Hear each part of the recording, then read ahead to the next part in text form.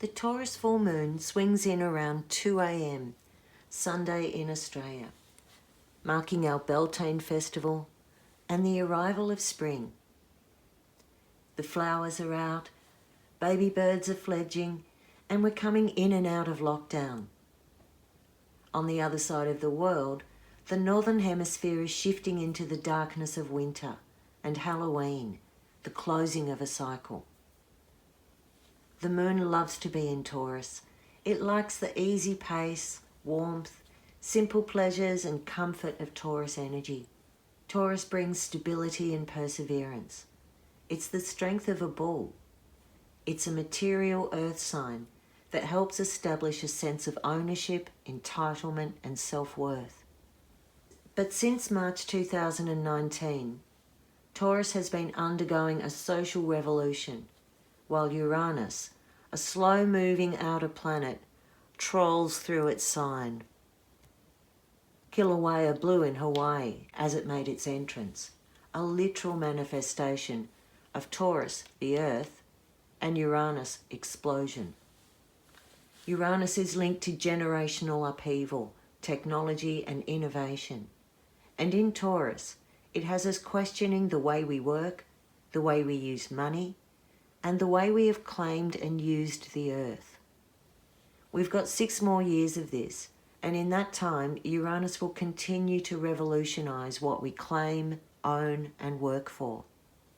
The last time Uranus was in Taurus was 1934 to 1941, and dictators love it. It coincided with the rise of fascism, the destruction of Europe through war, and power in the hands of people like Stalin, Hitler, Mussolini, and Churchill. I'm not saying that's where we're headed, but that's the thing with Uranus. It can be erratic, charismatic, unpredictable, and deadly.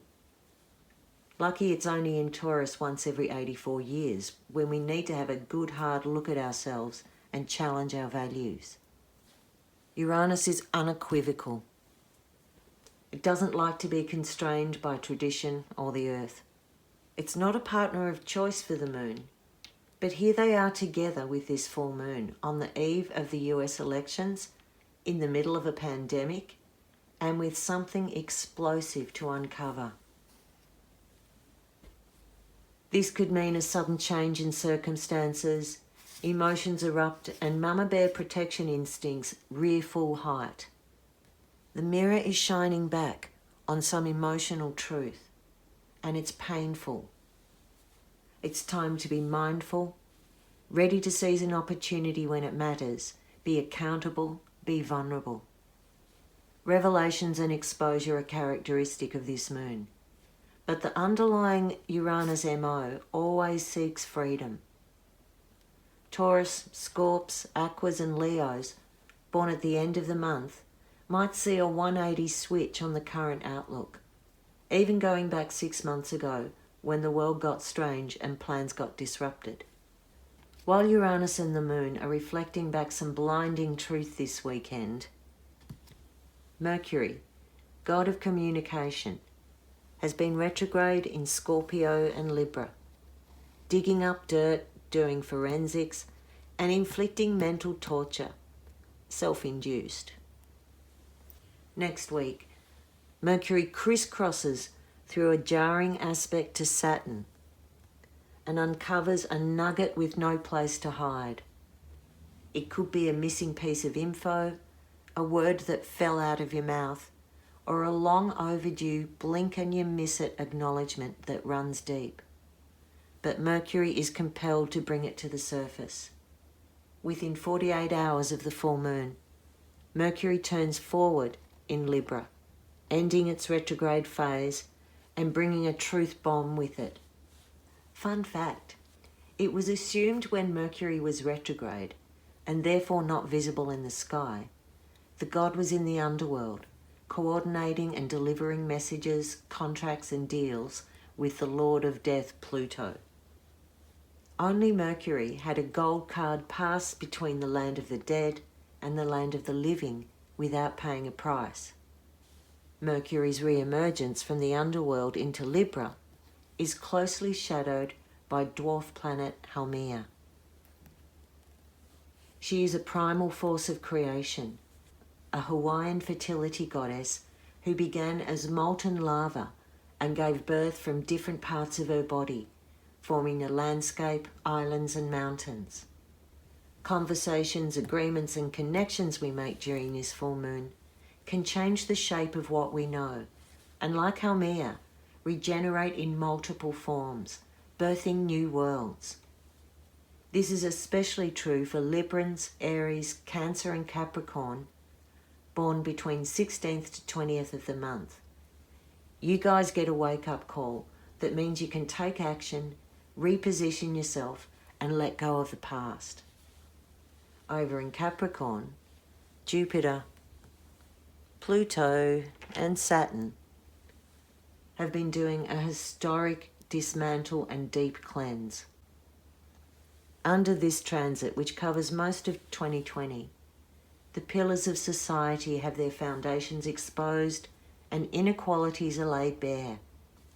Now Mercury is sifting through the paperwork and is ready to sign off on something. This full moon brings a culmination and a defining glimpse of what is possible. Mars has made a big contribution to the squabbling, dissatisfaction and outbursts since August, but it's starting to retreat from confrontation in this moon phase. The argument is running out of steam, and many of you will have reached a decision over the past 2 weeks that dispels doubt and carves a path in a new direction. Take heart. Mars is teaching us inner strength is where the power lies, and that means aligning your words and your actions, being authentic even in the face of opposition. There's a sense of finality and process over the first part of November, but details can't get full traction until the second half of the month. Mars is retrograde until mid-November, when there's more energy and movement towards a clear goal. As more planets end their retrograde phase, the atmosphere clears and we're better prepared with clearer outcomes.